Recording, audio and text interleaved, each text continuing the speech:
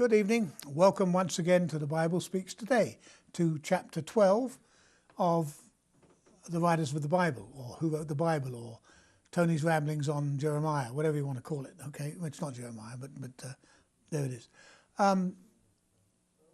If you've been following us for a while, we're getting more and more interesting on finding out who these different characters are. If you haven't followed us for a while, what we're doing is looking at a little bit in depth at the sources of the Bible, the early part of the Bible, the first 5-8 books, and where those sources came from and why there are so many differences in the stories in the Bible, why they're doubled up, doublets, why they tell the same thing twice from different points of view.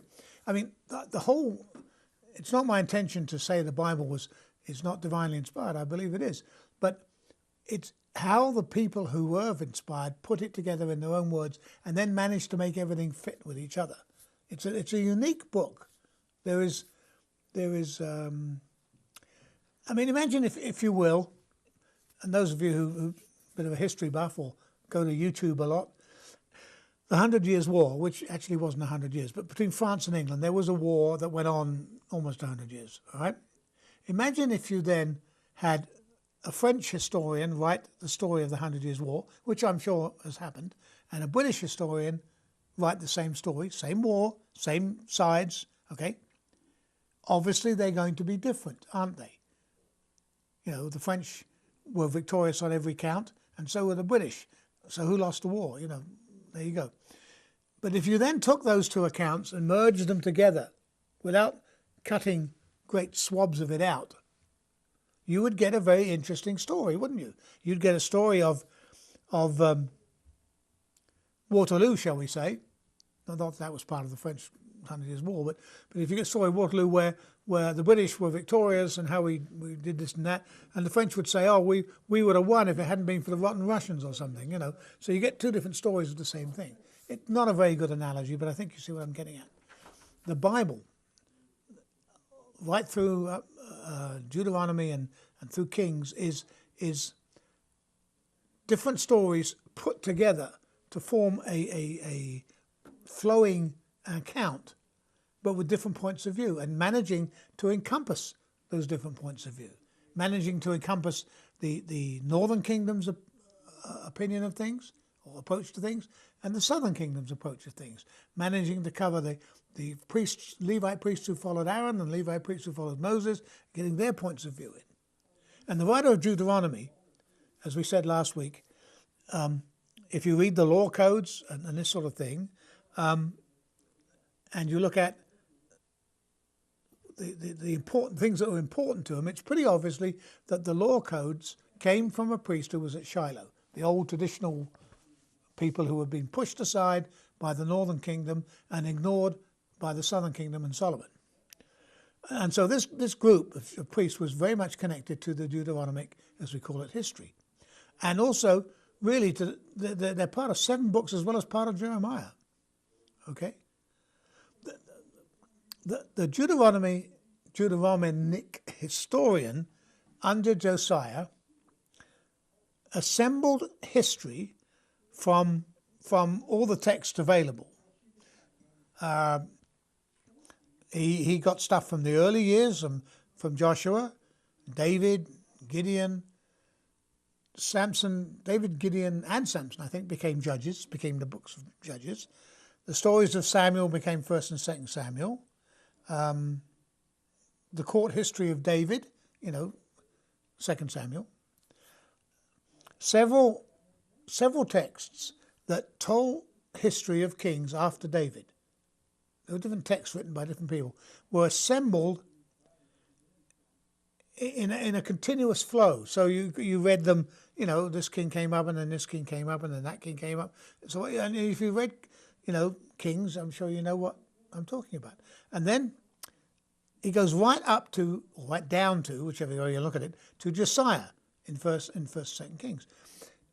So we get to Josiah with this history of what's happened, who did bad, who did good, this sort of thing. Both sides of the country, if you will, North and South Kingdoms. What the Deuteronomic writer did was he gave shape and direction to 600 years of history. He gave it, he got it and he did it by merging the stories with just a few short insertions to sort of clear things up. So you say, okay, what were the insertions? Well, there's God's words to Joshua, as he sort of says, okay, Moses is gone, Joshua, you're the near thing. That's an insertion, and you can see when you read it, it's a different kind of language. The national covenant at Mount Ebal. There's some inserted lines about the Torah, because up until then nobody had mentioned the Torah. There's the warning about following the Torah. In Judges, there's kind of you have to read carefully here, but there's a warning put in about failing to follow Yahweh. Now, remember we had this big problem a few programs ago, where we're talking about all that happened to the Israelites. The kingdom split. David lost half the kingdom, or Solomon, or Rehoboam lost to Jeroboam, and they got carried into captivity. And you think, well, hang on, didn't we have a covenant with God that we're always going to be the chosen people and things? And now we start seeing in these collections of stories and Judges and that sort of thing, little inserts in there that say, a warning, like, if you fail to follow Yahweh, all the bets are off. That's what it basically says. Yes, David will always be king, or his family will always be king. But if you don't follow Yahweh's rules, then you've not fulfilled your part of the covenant. You probably know any kind of promise, any kind of legal agreement, certainly a covenant where you make it saying that you do this and we'll do this, and you don't do your share of it, then it becomes null and void. I mean, that even back then, that was an understood fact. Okay, in Judges, it also says that other people will overpower them. Doesn't specify who. But already these little insertions into this long history, if you say, well, why did this happen to us? Oh, well, read back in Judges. It says this, okay? In 1 Samuel, the whole covenant is tied to people's faithfulness, following the rules of God faithfully. And in 1 and 2 Samuel, you get this Davidic covenant, where David's line will always reign on the throne. Now, as I said in a previous program, people say, well, how come the northern kingdom split? Well, they split because they didn't do what God wanted to do. But Rehoboam was of David's line. He's still on the throne, and so all these other kings that followed him. Josiah was of David's line. So you say, well, the covenant still be maintained. We just lost half the country, Kings are a little bit different. I mean, Kings is first of all, Kings is made up from several different texts. You don't have to trust me on this. Any good reference book will tell you that. But also, you can actually see it if you read Kings carefully. It's made up of several different stories, texts, if you will, melded together, just like J and E were. For example, you get, let's pick up to Asa of Judah, then the son of Omri, Israel. In other words, it goes, who was king in Judah and what he did, who was king in Israel, what he did. And it's always preceded by, he did good or bad. Good or bad according to the code of law in Deuteronomy, which was written afterwards. You see where I'm going? Okay. So, and also it does tell you, excuse me, I've got this totem again. It does tell you that if you needed more information on any particular king, then see the Chronicle of Kings. So the writer is taking information from other tracks, from other texts around him, all right? So he's not recording the annals, or the annals rather, of the kings, but he's writing a history. And he says a little bit about each king. You'll notice that the kings that did good get more of a mention than the kings who did bad, most of the time. So the writer, the Deuteronomy writer is right, or the writer of Kings is writing a history with a purpose and a message. I mean, the history, you know, the fidelity, the Davidic covenant, central religion, and the Torah. All those key things culminating in good King Josiah. And then, of course, as things would have it, just when you think everything is going well, something happens. Just when you think you've got the cold weather hacked, your water heater goes out, or your air conditioning starts to play up or something. That's what happens, isn't it? You know, you hang your hat and say, oh, you know, I dare not go into sports too much, but you say that the Cats are going to win the championship and then they lose 4 games on the trot, and the whole thing is dashed to the ground, and you built your hopes up so much. So this writer, putting all this thing together, is Josiah's, you know, the good King Josiah. He's obeying the laws in Deuteronomy. He's bringing Israel back up to where it should be. And then he gets cocky and goes after the Egyptians and gets killed. So Josiah, the hero of this whole story, is dead. And that makes the history kind of obsolete and painful, doesn't it?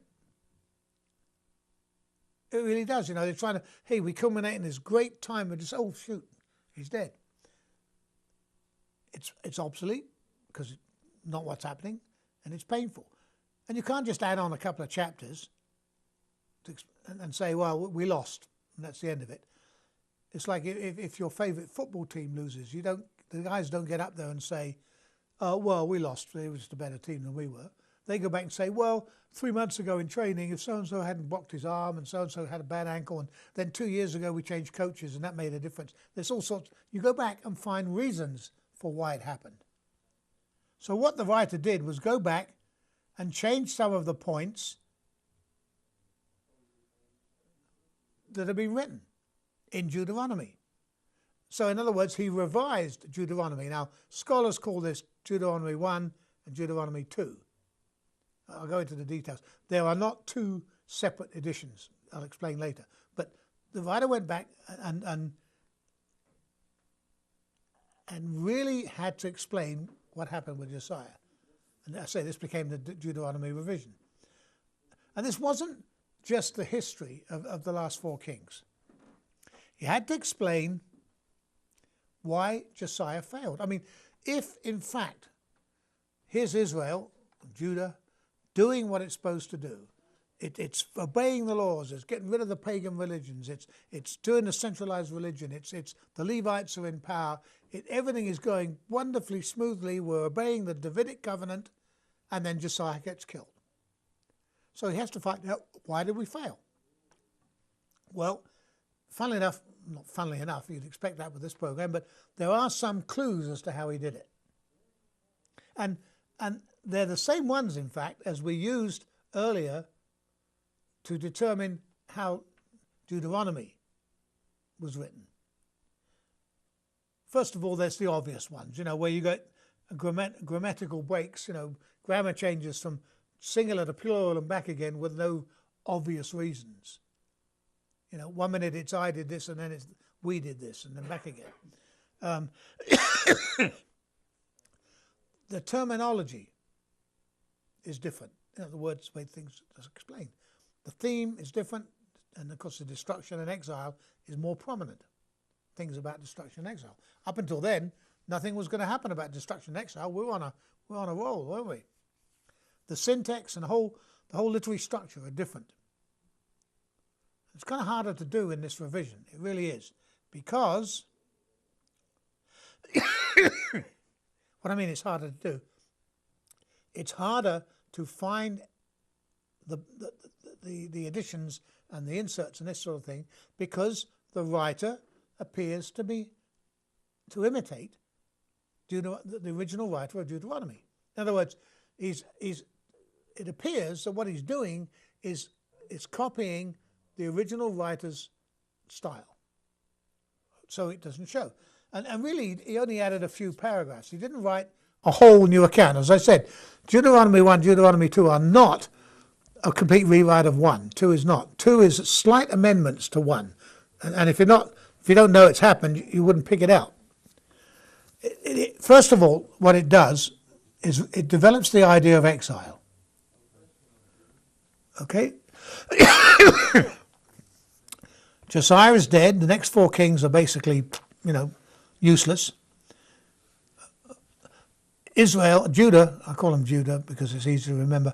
Judah gets beaten, conquered, and goes into exile, either in Babylon or in Egypt, with a few people left behind. So you've got to have a reason for that. I mean, up till that time, in the original Deuteronomy, the thought of exile and that sort of thing, not even there. We're on a roll. We're the greatest nation on earth. So they develop the reason for the exile. And one of the reasons, of course, is worshipping other gods, the pagan worship and that sort of thing. You did bad. And then it goes right back into history. It's very interesting. For a reason, the kingdom fell. And it goes back to King Manasseh. Remember him? Had pagan religions and stuff on the hill. And it elaborates on King Manasseh's crimes. Before, it just said a little bit about him. Now it says a lot about him and how bad he was. Again, I'm not going to get into too much detail. Read Deuteronomy, you'll see it in there. So despite Josiah's good works and Josiah's bringing the country back, God is still angry at Messiah. At least that's what the Deuteronomy writer is inferring. Okay? So without blaming Josiah, because after all, you can't just suddenly say, oh, well, actually it's a falsehood. Josiah was a bad guy. Without blaming Josiah, the kingdom was bound to fall because of what the people did with worshipping false gods, etc., etc., and what King Manasseh did earlier on, okay? So then you might say, well, what about David's covenant? The covenant with David that said, hey, your people or your line will always rule Israel. Well, it's pretty obvious that the writer of Deuteronomy 2, the reviser, let's put it that way, the reviser of Deuteronomy was not willing to cross any big lines on this one. I mean, David is the country's hero, and to start putting him down, well, it may not be well accepted. So he's kind of hedging his bets here. What he does is very clever. He draws attention to the Mosaic covenant at at Moab. The Mosaic laws, right, which requires the people to obey God or suffer. Okay? So he requires that. And by adding several lines to Deuteronomy, he emphasizes that point. In the Messiah, in Moses' deathbed speech, or his writings, whatever you want to call it, he talks about, you've really got to follow God's rules or you're going to suffer. And he added those lines in, and that puts David second place to the Mosaic covenant. In other words, the Mosaic covenant trumps David's arrangement with God, because the people didn't obey the rules God laid down. One covenant dumps the other one. And it's interesting here that there are 4 sentences added about the temple, which is obviously now in ruins. Okay? They add 4 sentences in there. And it's shown as God talking to Solomon, but it infers that God is talking to all Israel, or all Judah. Okay? And basically what he's saying, or God is saying, is follow me or you'll be exiled. In other words, the reviser of Deuteronomy is placing in Deuteronomy reasons for the whole thing falling apart. And all these events had a huge influence on the way the Bible was developing. The biggest impact, surprisingly, is on Judaism and Christianity. Because the fall of David's line, and his line being wiped out with Zedekiah and that sort of thing, focused attention on the Mosaic covenant, which was basically a historical reality, and it wasn't focused on David. But basically what happens is very clever here. Basically what it becomes is a promise that the throne of Israel will be available, okay, to David's family when a descendant who is, the right chap, who fulfills the right laws, who does what God wants him to do, is available. And that's where we get the Messiah thing. A Messiah, Saviour, might someday rule justly as a representative of the line of David. You can see where this is going. I mean, excuse me. You can see where this is going for both Jew and Christian. The Jews are looking for, in Jesus' time, are looking for this Messiah who is going to be from the line of David. Think about the New Testament and the birth lines. The who's related to who. The Christians, same way. Here we have a Messiah fulfilling this thing about a line of David. I mean, how many times in the New Testament do you hear about the descendants of David? I mean, it's a really big thing, and it comes from Deuteronomy. Well, after he got that done, all it remains really was to wrap it up. And what's interesting is there's no interpretation of events at the time. There's no statement where he blatantly says, you see what happens? We didn't do what we were supposed to do. We didn't follow what we were supposed to follow. We brought the altars back. We didn't have the central worshiping, and we got beaten. He doesn't say that. He doesn't. He lets people read into Deuteronomy. If you want to know what happened, read what it says and you will see what happens. He did add a curse, though, it's kind of interesting, to the existing one in the original Deuteronomy. He added a curse that if you don't do this, you will go back to Egypt. Now think about this. The Israelites come out of Egypt with Moses. What's the last thing they want to do? Go back to Egypt. That would be, we're going to send you all back to Egypt. That would be the last thing any true Israelite would want to do. Okay? But here we go. They are exiled, and we hear a lot about the Babylonian exile. But half the people went to Egypt, back to Egypt. So the whole thing went full circle, Egypt to Egypt. And there's a lot of, we won't talk about it in this program or this series of programs, but think about Joseph and Mary and Jesus going to Egypt. Again, there's that backwards and forwards from Egypt. So without disturbing the original content of the first edition of Deuteronomy, the writer revised history to show currently what was happening. Not some dream world with Josiah reigning in La La Land, but what was actually happening. So, was this the end then? Israel's dead, gone, shot off to different places, a remnant left in the land? So, I would say no. I mean, and so he says, no, what was left was hope. And you read it in there. Hope. God is merciful. If you repent, God will forgive, and things will turn around again. It doesn't look very much. Most of the countries in either Egypt or Babylon, and few are left, are probably just a few farmers and that sort of thing. The land's desolate. So who was this writer? Who was he? Why did he revise Deuteronomy and not just simply write a new one? And I think the reason is that Deuteronomy and the revision to Deuteronomy 1 and 2, and there are some good books out there, I forget the title, it actually shows you the two differences there, were written by the same author.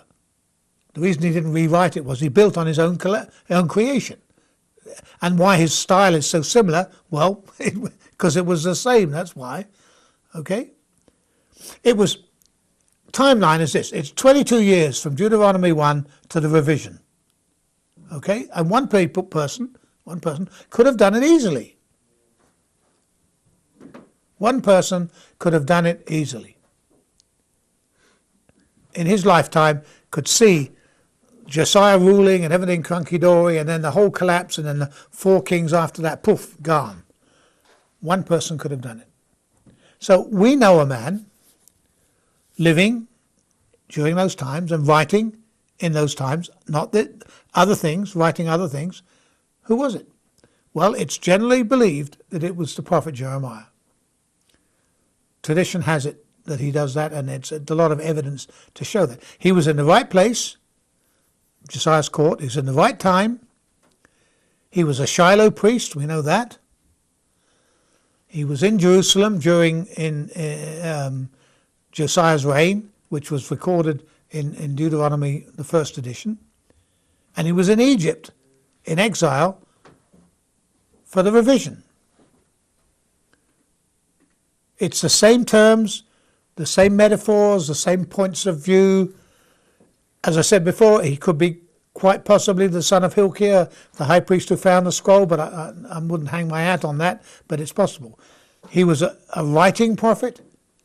He wrote documents on scrolls. He dictated to Baruch, the son of Neriah.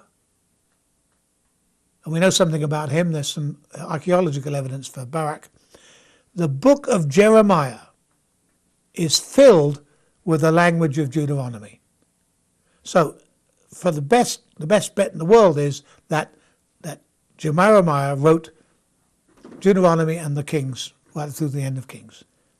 Read it for yourself this week. I'll be back with you next week. God bless.